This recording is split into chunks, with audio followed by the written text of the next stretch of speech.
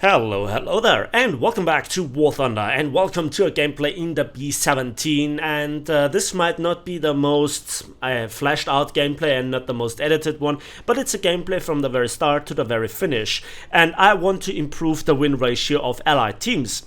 Why? Because I think if you just only look at the KD ratio, or if you just look at the win ratio of Axis teams versus Allied teams, in this particular case, the Germans together with the Italians versus the Allies, in this case, the Americans and the British, you might think that Allied planes are absolutely trash and they don't work. And if you see some of the cheeky gameplay, especially the one video in the JU288 that I recently did, it is kind of just one picture.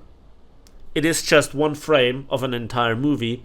And the bigger picture is here that I think the Allied teams have so many really, really great tools, but they get wrong used. They get just not used correctly. They get used in a way where very often if I look at the gameplay and observe my teammates, I just think to myself, what the hell are they doing? And a lot of Allied players don't even know the very basics. Now, instead of ranting on the forums and instead of, accusing each other of playing bad, I want to show you a little bit of a B-17 gameplay from the Bombers perspective, because Bombers get so poorly played by Allied players. And it is true that the B-17 has been power creeped and doesn't really fit the meta all that well, and in particular the 2-3 German planes that came newly into the game, in particular the JU288, the Heinkel 177, they just are better bombers for War Thunder. But that doesn't mean that you're completely helpless, that doesn't mean that you're a bad bomber, that doesn't mean that you just should fly in a straight line.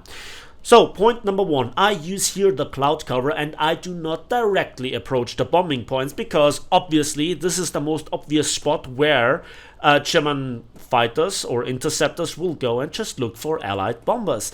And if they don't know where you are and they don't see you, all the better. So just use the clouds ahead. Very often people complain about clouds, and in particular when I am in a fighter, yes, clouds are bad. But for ground attackers, for bombers of all sorts, this is great news.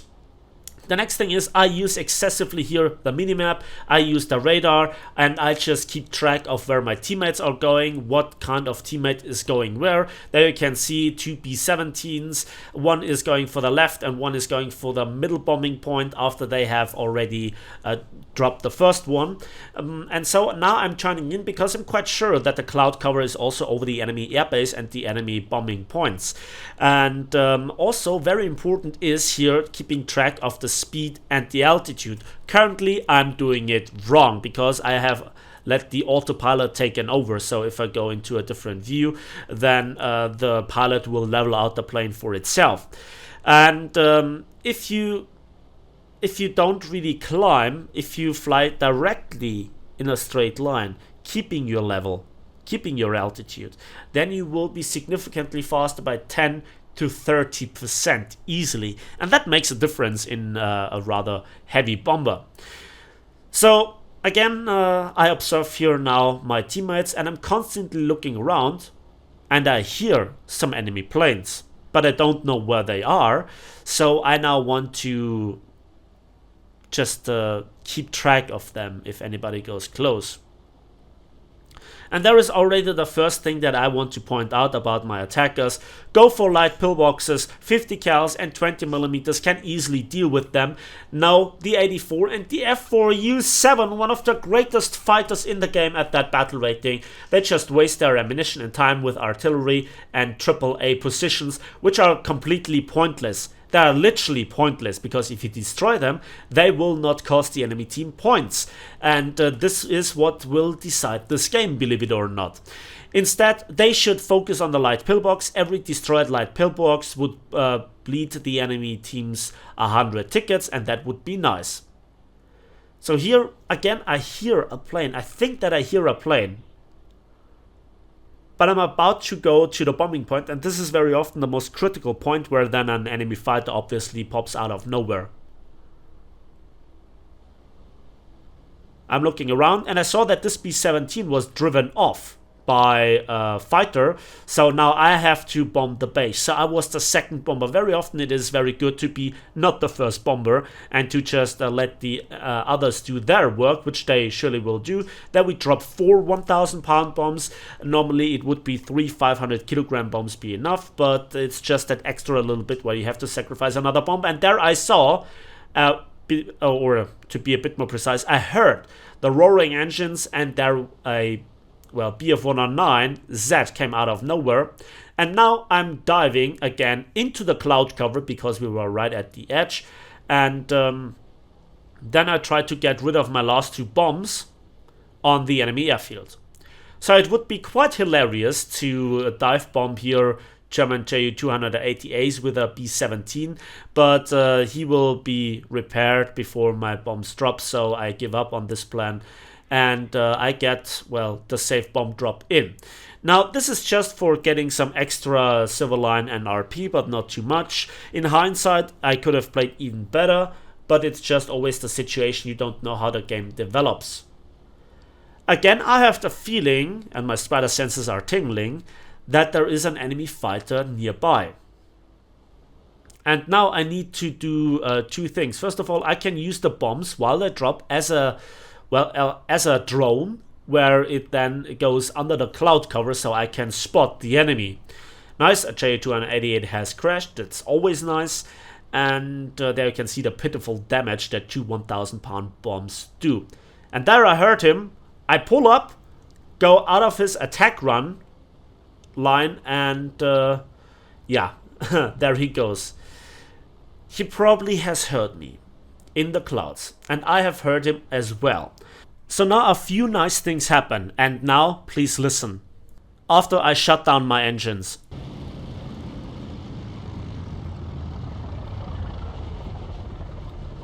Have you heard that?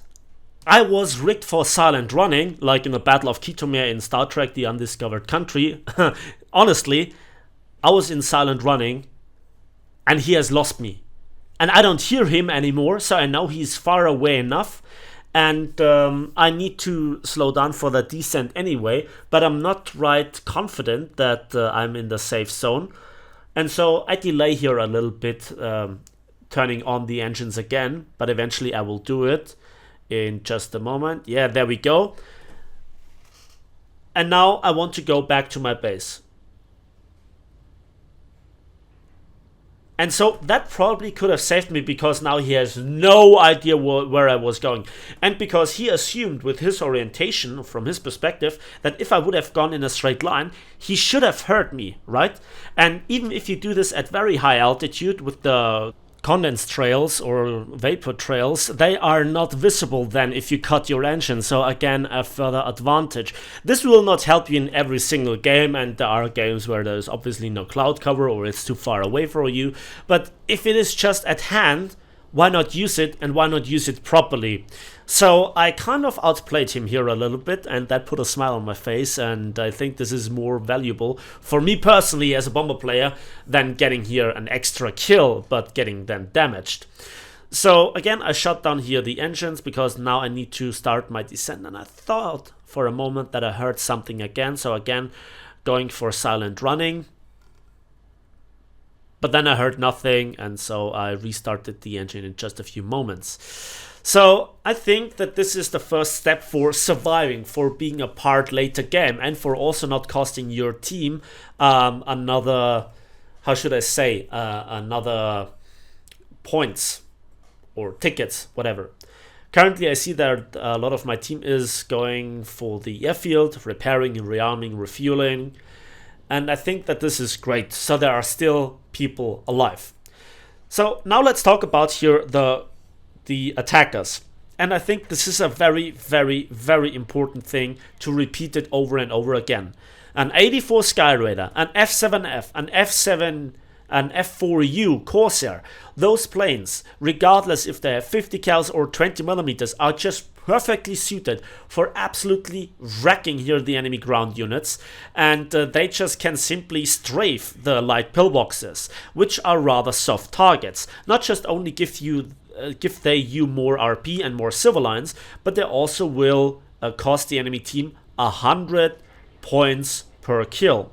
And so you can put some more pressure on the enemy team, and if the enemy team has a points advantage, you can reduce it. You also can make the way for your ground forces to probably cap the objectives faster, as well as eventually deciding the outcome of a match. And I think that a lot of people really waste a lot of potential, a lot of earning potential, in not going for the victory, not going for the right kills at the right moment. And also, a lot of people don't understand how to play attackers properly, despite me having made videos. But, you know, my YouTube channel is rather small in comparison to the big ones. So I think a lot of people are not really interested. They're just interested in entertainment and, lol, look at the skill, what I did. But a lot of people are just not interested in improving their gameplay. And the American tech tree, as I said, is full of very good planes. Again, to repeat it here, finally the 84 has stricken a light pillbox, and if he would continue to do so, then the points gap would kind of vanish very soon, and we get in a points lead. So at this point, you just only have to give up on destroying the enemy base. You just don't have the amount of planes, you don't have the flight performance, and up until the point that you climb to high altitude where then you are safe from flak, there is so much other stuff that can happen. Despite here the BF-109Z coming in, at this point there is not much that I can do. I could try, but I need to focus here on landing. A bomb has also been dropped on our base, so maybe there is a bomber high up. Yeah, there is a J288. The enemies, it doesn't really look all that great, and the BF-109Z has killed the B-17, which is very tragic for our team. So now it's on me being the last heavy bomber. And the other rolling attacks from the J288C is coming in. So I think the Spitfire, which is relatively close to an 84 Skyraider, it looks like, it can play Overwatch and then can annoy enemy fighters that look for the easy kill on the 84 Skyraider, because obviously they get warned if they watch the combat messages that something is going on. And if allied players would do this right, they can easily put the pressure on German fighters by forcing them down to look for those attackers. And if those attackers have situational awareness and experience in the right amounts, then they can play around the fighters with the spotting mechanics and just position themselves better. But again, I have rarely seen this. I've seen this 1 or 2 times, but the majority of players just play way too predictable. So again, this is not meant as an insult, but my god, allied players just improve, know what the objective is, how you can secure the victory, and how to use your tools that are given to you just better.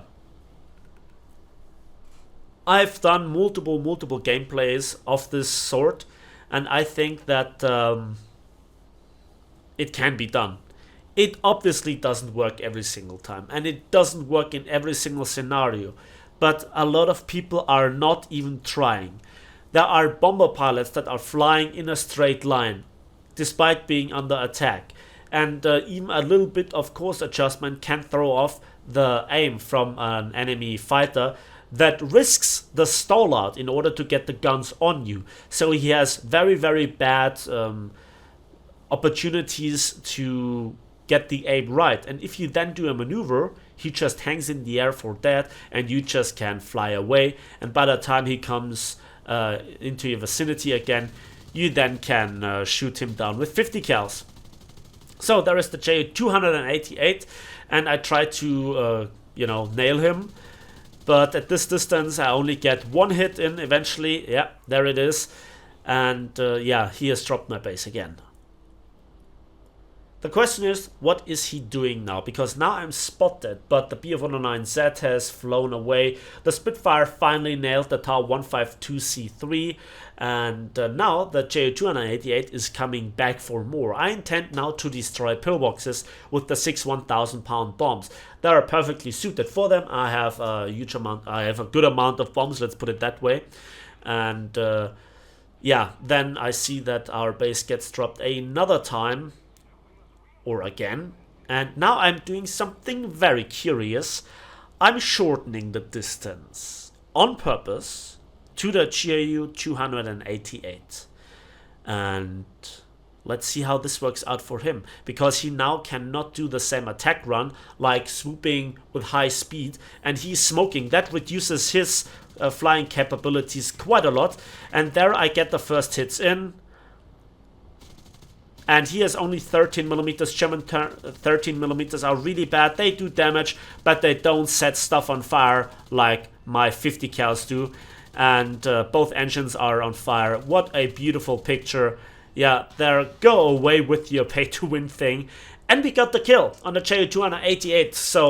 So much for the myth that this thing is indestructible. I'm heavily damaged, of course. I drop here all the bombs in an emergency drop, and now I want to turn around. And immediately I can feel that this plane behaves now very awkwardly. I let my team know that I need to return to base to repair. I would not have made it for sure to the bombing area and to only risk it for probably 1 or 2 pillboxes. No, I need to get more of them at this time. So this is very important. This is very important that you know when you have reached your limits. One engine is already dead, another one is heavily damaged and is leaking oil. So I probably have only half of my propulsion power ready. At the moment I thought to myself, should I follow here the path of the AD4 to land on the airstrip like normally? But I looked at my plane, how badly it was shot up, how many things are damaged. I would also have to turn in on the runway over the damaged wing, which is notoriously difficult and dangerous to then keep the plane under full control. You can see the lack of speed already, so this forces me to go for a direct landing on the runway. So I'm already looking for a gap in the trees where I can, well, pass through with my heavy bombers. And that's not always kind of the case. Also at this point, I have to hope that my landing gear is still operational, because without it, it probably will end in a crash landing. So here is the question if you can do this. And you can see that the enemy team still has a points lead, and the 84 has returned with making literally no difference. Even in a stock plane, you can make a massive difference here. Even the stock 20mm with the stock belts can destroy the pillboxes. Just make some short bursts. You have such a strong engine, even if you're stock, that you can repeatedly attack, and that will be worth much more than destroying some random AA or artillery positions. So finally I made it here, and yeah, I didn't flip my plane. And when I go below 100 kilometers an hour, I use the rudder to turn the plane to break down even faster. Now, the Spitfire has wasted himself on a Ju-288C, which is not very nice, but we still have an F-7F, which is a fantastic plane, riddled with guns, 50 cals, 20mm. On this map, he just could wreck easily 10, 15 pillboxes and win the game single-handedly. But no, he has to look for the enemy bombers, he has to look for the enemy fighters, and has to win that way. Yes, a fighter kill, a bomber kill will give you an absurd amount of civil line and RP compared to ground units, but if you then don't get this kill, and because of this behavior you lose the match, in this specific case where it is that close, and it would be enough to destroy 2 ground targets to get our points in the lead, then I don't know. So I'm taking off again, and now I'm communicating with my team. Again, it is down to a lot of allied players not knowing the basics. This game goes for certain game mechanics. You have to understand them, you have to train them. And this is now where my community has to step in and share this video and share the information with clanmates, with teammates, with new War Thunder players that just want to go for the glory of the American tech tree. And the American tech tree is indeed full of planes, of iconic planes that are absolutely awesome. And, you know, I'm not playing here the best performing bomber. I'm not playing here the B-17G. I'm not playing here the B-29, not for the repair cost, but also, you know, because this is a heavy bomber with not the greatest payload. And still, I had an impact on this gameplay. I used the clouds, and I also communicate with my team. I tell them repeatedly, attack the light pillboxes, attack the mandatory ground units, don't waste your potential everywhere. I'm giving them advice how it works, and this is the maximum that I can do. And if I do this in 100 battles and even one person learns this and improves upon this, then there is a chance that at some point in the future this guy will carry upon this knowledge his team, including then maybe me. So this is not tryharding, but so many assets are wasted, so many chances are given out of hand, and so many actions have been taken that lead not to the right outcome. And there I just you know, said 20mm, 50 cals, they all can destroy light pillboxes. Now, the funny thing is here that the Germans still can win.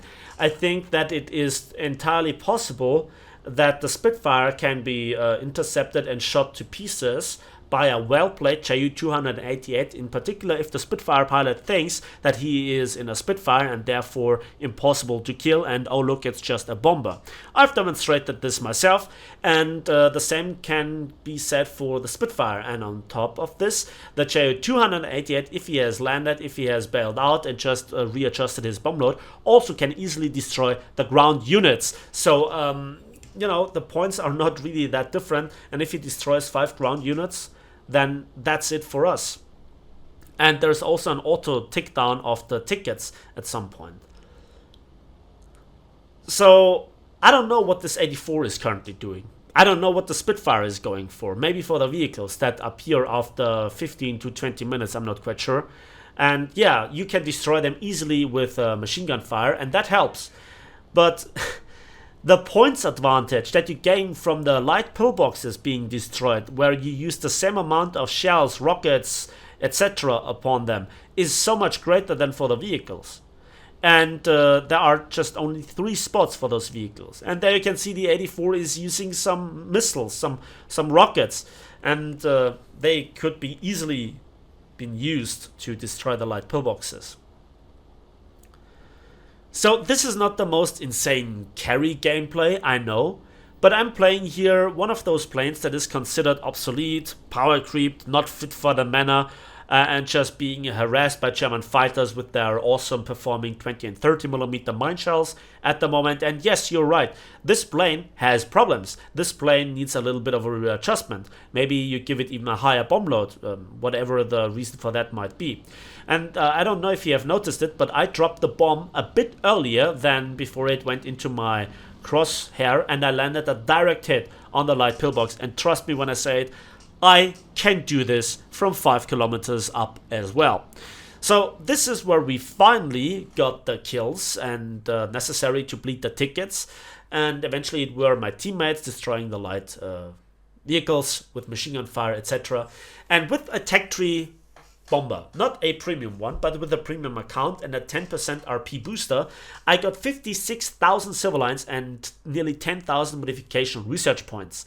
And I think this is how you can play. Does this work every single time? No. Was it crazy gameplay? No. But you can improve to get better. Before we come to the end of the video, let me know if this has helped. Let me know any sort of questions. So use the comment section down below to ask specific questions, general questions, and you might also recommend some ground attacker gameplay and some more bomber gameplay in some of the bombers that are not really that popular at the moment, or where you think you have massive problems, and I tried then to play them and to improve your gameplay experience. This is the purpose of this channel. This is the purpose of the upcoming gameplay, hopefully. So again, let me know in the comment section what you want to see and what you want to know. That's it for me today, so thanks for watching, thanks for listening. Please give this video a like with it, subscribe if you want to see more, share the information of this video with your teammates, with your clan members, with new players in particular, and try to teach them, and I try to teach you the important messages, the important facts here, so that you can win more matches if you insist on ground pounding and bombing. And we'll see each other in the skies of war.